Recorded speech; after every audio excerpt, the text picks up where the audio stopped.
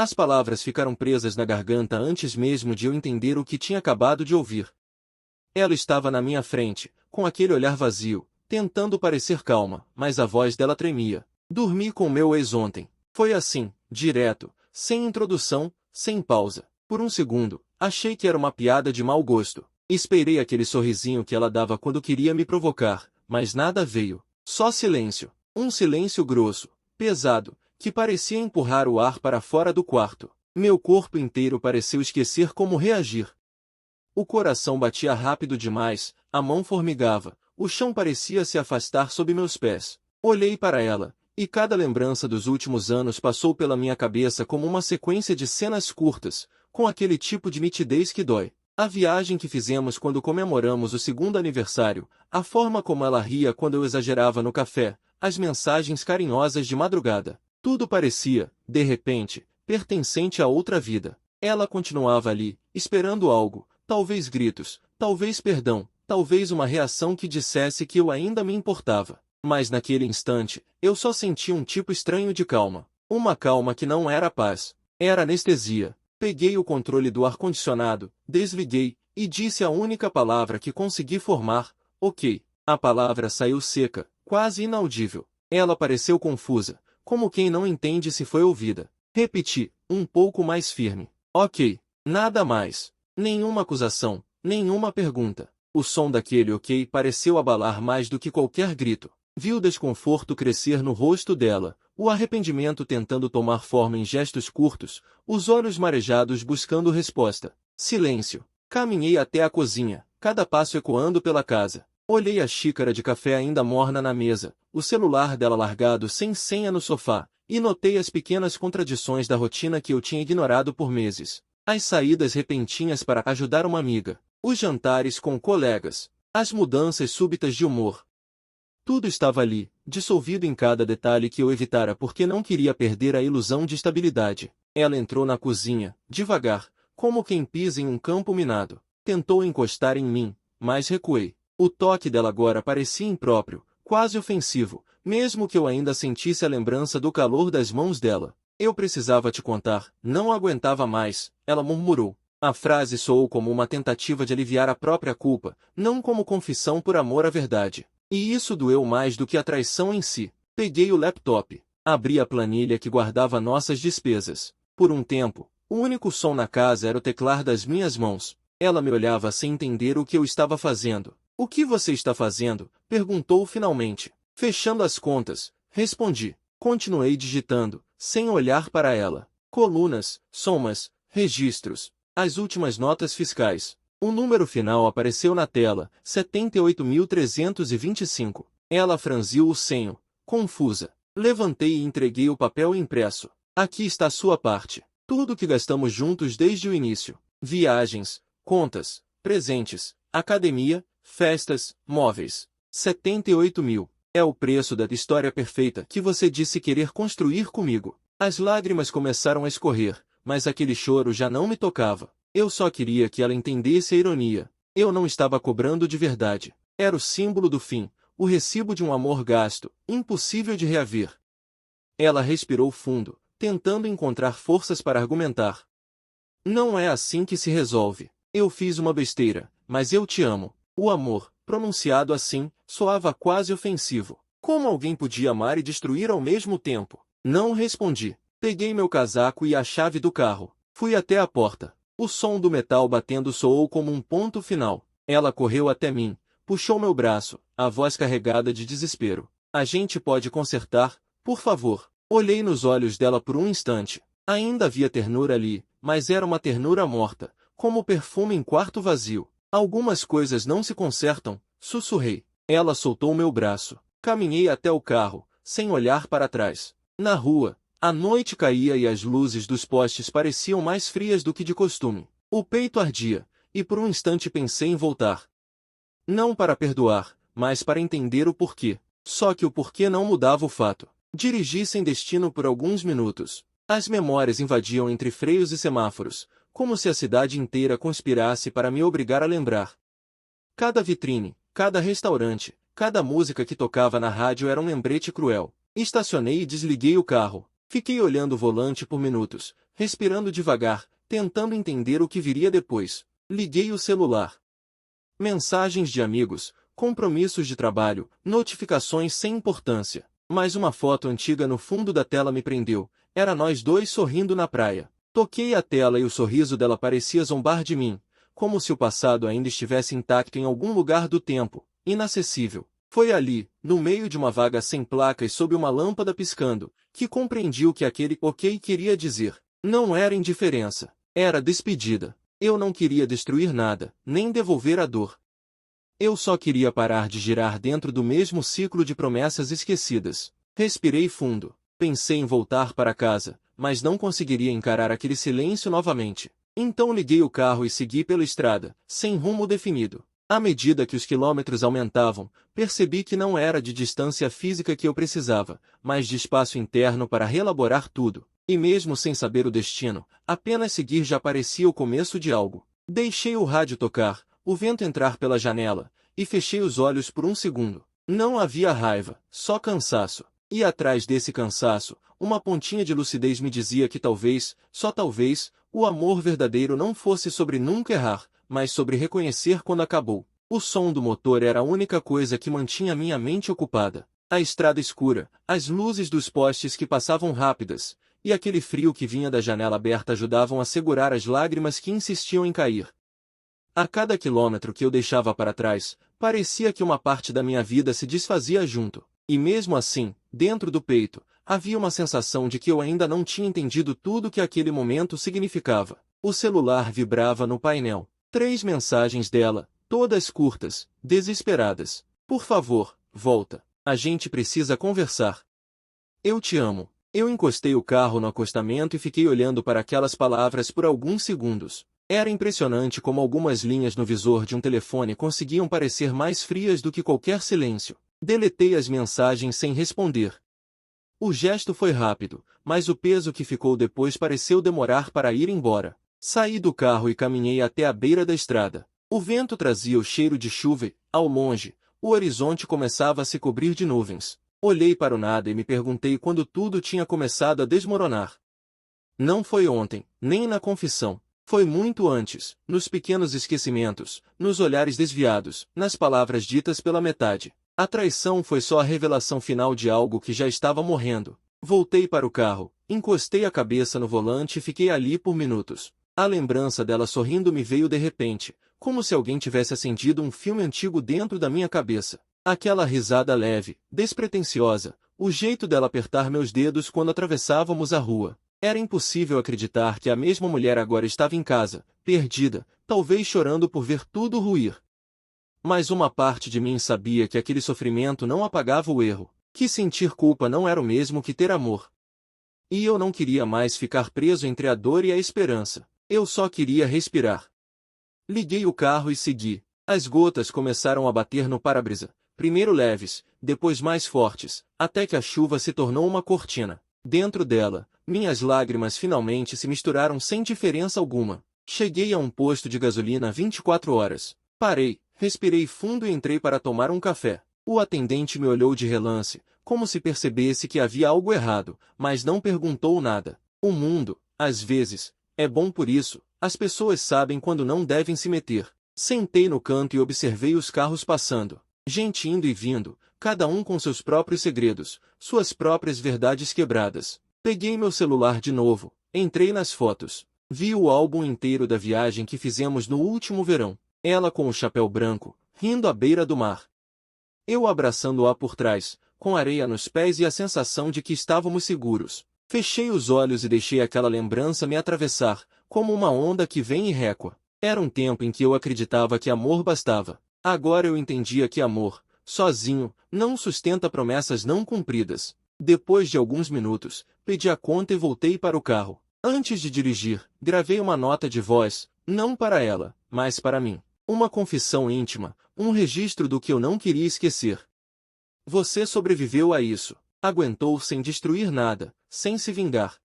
E isso é força. Ouvir minha própria voz naquele momento me deu estranhamente uma sensação de paz. Peguei a estrada de novo. Já passava das 3 da manhã. As cidades menores dormiam, as janelas escuras refletiam minha própria solidão. Foi então que percebi um detalhe: eu não tinha destino. Estava dirigindo apenas para não parar.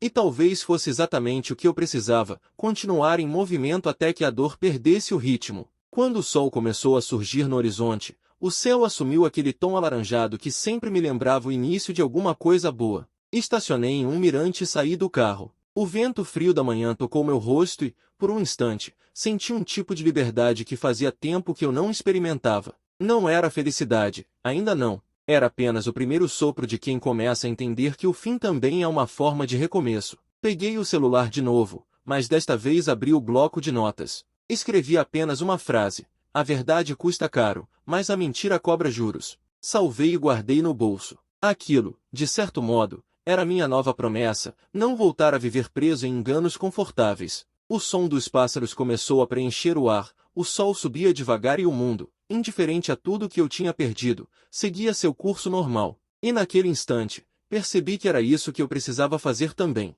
seguir. Mesmo que faltassem respostas, mesmo que o peito ainda doesse, mesmo que a lembrança dela insistisse em voltar.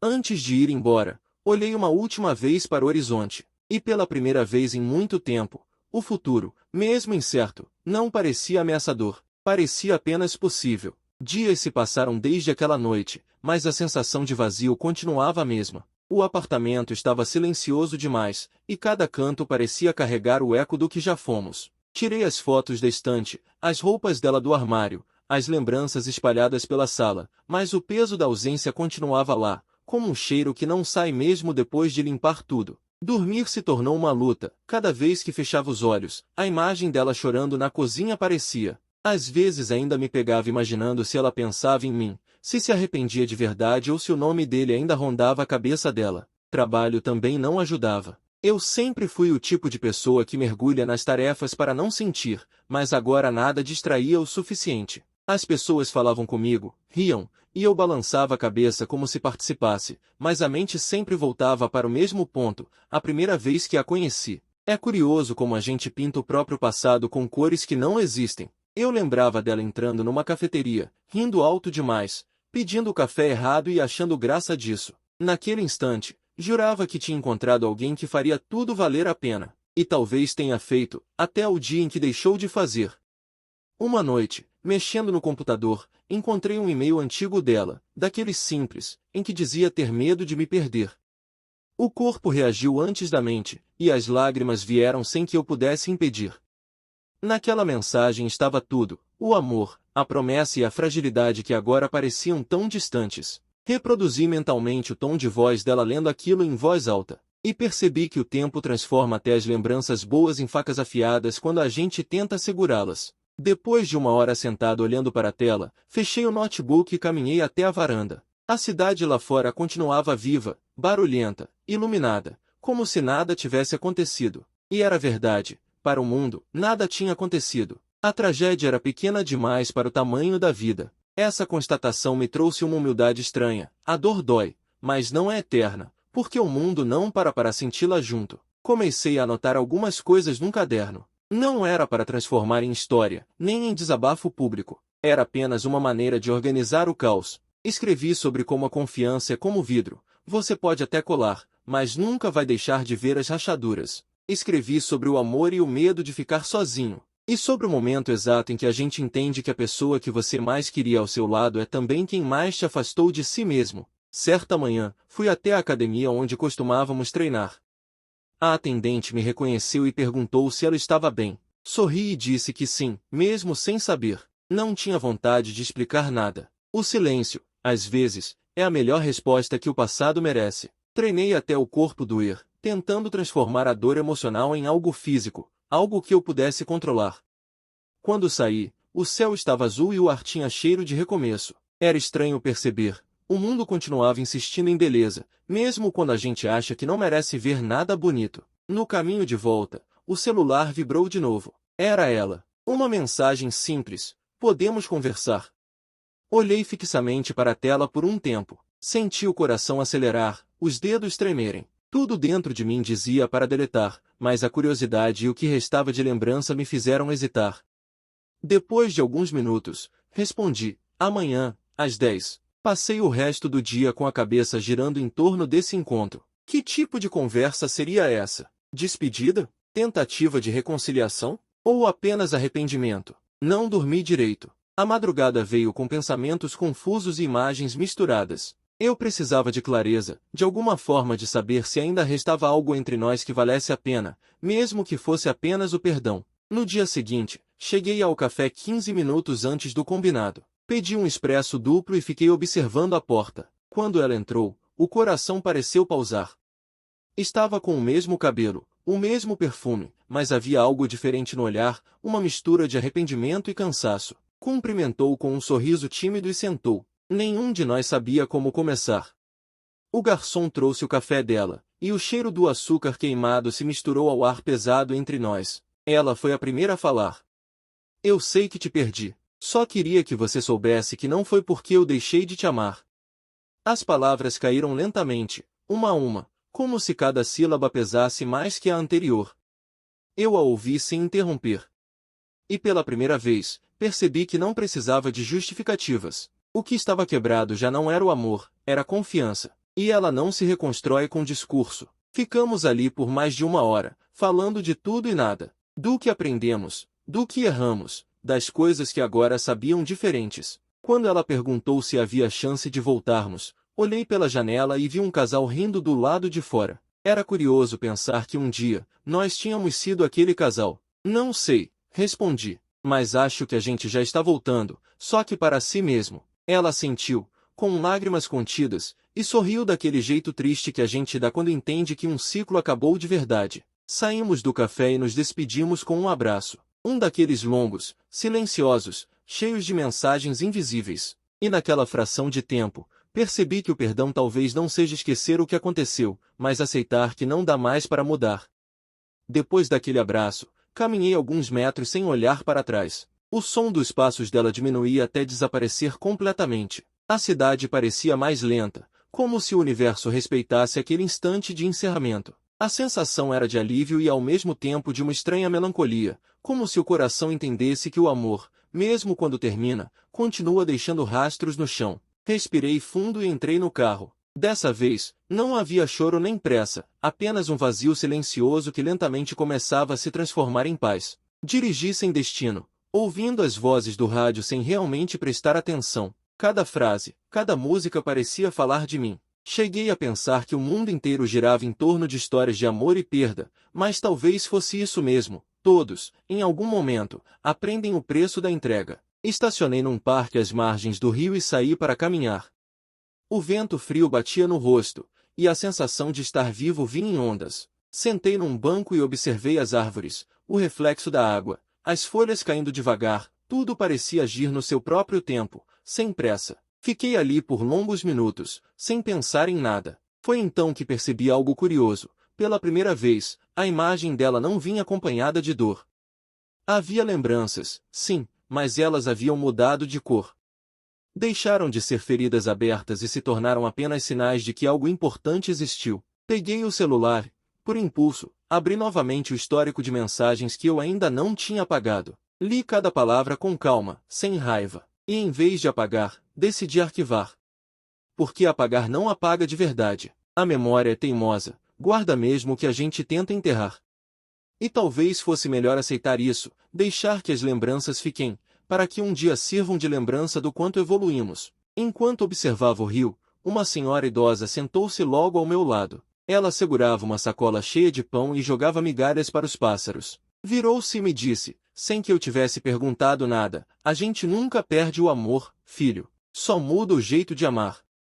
Sorri com aquelas palavras inesperadas. Era como se o universo tivesse mandado uma resposta discreta, mas firme. Ficamos ali em silêncio. Depois de um tempo, ela se levantou, ajeitou o casaco e foi embora, deixando um eco suave na minha mente. Peguei o carro e decidi voltar para casa, não porque queria me recolher, mas porque pela primeira vez senti vontade de voltar. Não para o passado, mas para mim mesmo. Ao chegar, a casa parecia diferente. O mesmo lugar, os mesmos móveis, mas tudo parecia mais leve. Liguei o som, deixei uma música qualquer tocar, e comecei a reorganizar o que restava dela ali. As roupas que ainda estavam na máquina, as lembranças esquecidas, as pequenas coisas que conservavam o cheiro. Encaixotei com calma, sem rancor, cada objeto que guardava, parecia também levar um pouco da dor embora. Quando terminei, sentei no sofá e fiquei olhando o vazio do quarto. O silêncio agora tinha outro sentido. Antes era sufocante, agora era repouso. Era como se finalmente o presente tivesse espaço para existir, sem as sombras do que foi. Decidi escrever de novo, como fazia nos primeiros meses do relacionamento. Não sobre ela, mas sobre o aprendizado. As palavras começaram a fluir naturalmente. Às vezes, o amor não termina. Ele só muda de forma. E quando a gente aprende a deixar ir, descobre que o fim também pode ser um ato de amor. Escrevi mais um pouco, até sentir que tudo o que precisava ser dito estava ali. O dia seguinte nasceu tranquilo. Fui trabalhar, encontrei colegas, ri de coisas bobas. Parecia simples, mas dentro dessa simplicidade havia algo poderoso, normalidade. Voltava a pertencer a um mundo em ritmo natural. À tarde, caminhando pela rua, notei que estava prestando atenção nas coisas, no cheiro do café de uma padaria, nas crianças voltando da escola, no barulho dos carros passando. Era como se eu tivesse reaprendido a viver.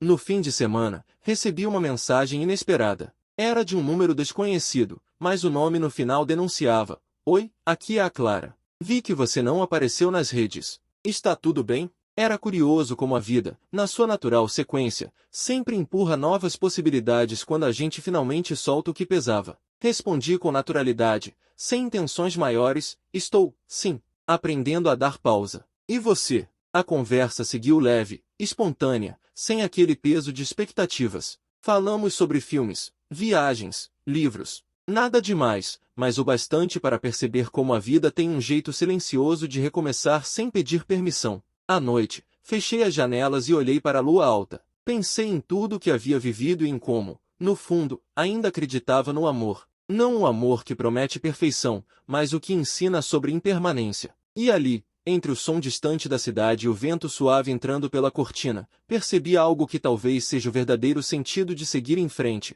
Não é sobre esquecer quem te feriu, mas sobre lembrar de si mesmo antes de ter sido ferido. Deitei e deixei o sono vir devagar, como se o corpo soubesse que finalmente podia descansar.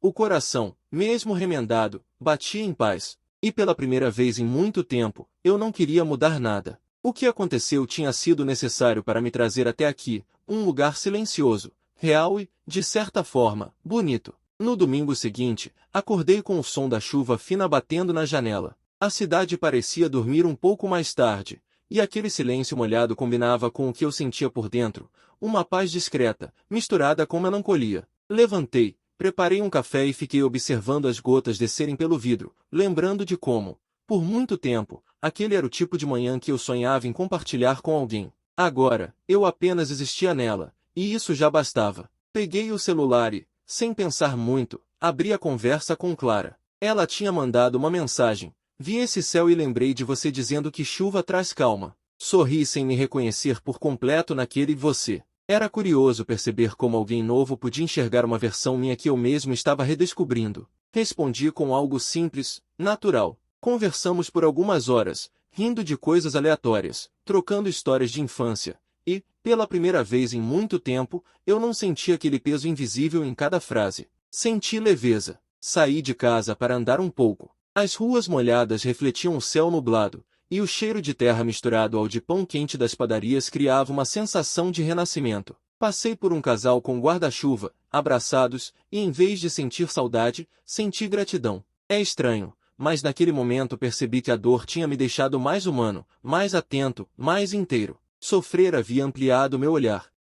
Mais tarde, voltei para casa e comecei a organizar os planos que havia deixado de lado. O curso de fotografia, o livro parado na metade, os lugares que eu sempre quis visitar e nunca fui. Anotei metas simples, nada grandiosas, apenas sinais de que a vida tinha, de novo, um movimento. Quando fechei o caderno, senti orgulho, um orgulho calmo, silencioso, de quem aprendeu a construir sem pressa. À tarde, Clara me ligou. A voz dela era suave, e havia algo de familiar naquele tom que misturava humor com sensibilidade. Conversamos por mais de 1 hora, sobre tudo e sobre nada. O tempo passou sem que eu percebesse. Quando desliguei, percebi que estava sorrindo sozinho, e aquele sorriso não era culpa nem fuga, era apenas vida se infiltrando outra vez. Alguns dias se passaram. O trabalho começou a fluir melhor.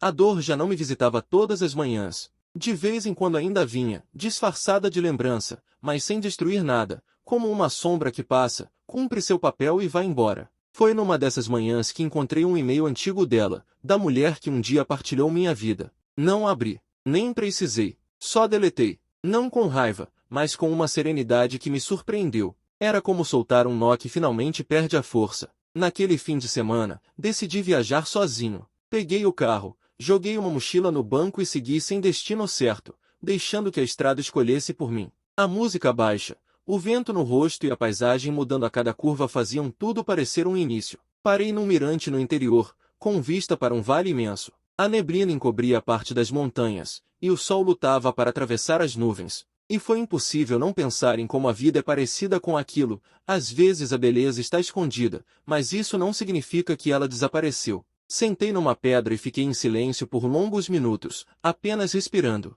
O celular estava desligado, e pela primeira vez não senti falta de nada externo. Fechei os olhos e agradeci, não por ter sofrido, mas por ter sobrevivido àquilo. Quando abri os olhos, o sol tinha vencido a neblina, iluminando o vale inteiro. Sorri sozinho e entendi o que aquele momento queria dizer. Na volta, parei em uma pequena cidade e entrei em uma livraria. Um livro em capa azul chamou minha atenção. O título falava sobre recomeços. Folheei algumas páginas e encontrei uma frase sublinhada com lápis. Tudo que está destinado a voltar, volta, mas nunca do mesmo jeito. Aquilo ficou preso na cabeça. Talvez ela não voltasse, talvez ninguém voltasse, mas o que importava era o que eu tinha aprendido entre a perda e o presente. Cheguei em casa já de noite. Joguei as chaves na mesa e fiquei olhando em volta. Tudo ali carregava história, mas agora não doía. Era um cenário de memórias que eu havia feito as pazes. Coloquei uma música e deitei no sofá. As luzes da cidade entravam pelas frestas da cortina, e o som distante do trânsito me lembrava que a vida lá fora continuava girando. Pensei em tudo o que tinha acontecido e percebi que o amor, quando se vai, leva embora partes que a gente achava que precisaria para sempre, mas também deixa espaço para o que ainda pode nascer. Não existe cura mágica. A gente só aprende a não sangrar mais. E nesse aprendizado silencioso, descobre que o perdão é, no fim, uma forma de libertar a si mesmo. Fechei os olhos e deixei que o corpo descansasse. Pela primeira vez em muito tempo, não pensei no passado nem no que viria depois. Apenas fiquei ali, completamente presente, respirando. E naquele instante, entendi que o amor pode acabar entre duas pessoas, mas nunca dentro de quem realmente amou.